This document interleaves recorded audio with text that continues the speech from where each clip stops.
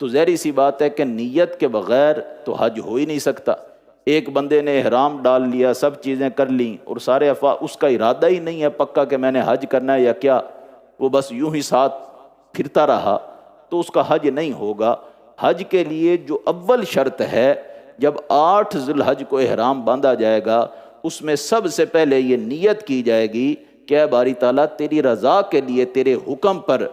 ان جگہوں پر میں حج کی نیت کے ساتھ یہ احرام باندھتے ہوئے حاضر ہوا ہوں، میرے اس حج کو، میری اس عبادت کو تو اپنی بارگاہ میں قبول فرما لے اور میرے لیے آسانی پیدا فرما دے۔ احرام باندھنے کے بعد ایک دفعہ جو ہے وہ اونچی آواز میں لبیک کہے گا، 3 دفعہ کہنا جو ہے وہ سنت ہے۔ سبحان اللہ کہہ دیا یا اس سے ملتے جلتے دوسرے الفاظ کہہ دیے کہ جس سے یہ پتہ چلے کہ جو نیت کے ساتھ ضروری چیز تھی اس کو اس نے پورا کر دیا، یعنی اللہ تبارک و تعالیٰ کی بڑائی اس نے بیان کر دی، تو اس کی جو ہے وہ نیت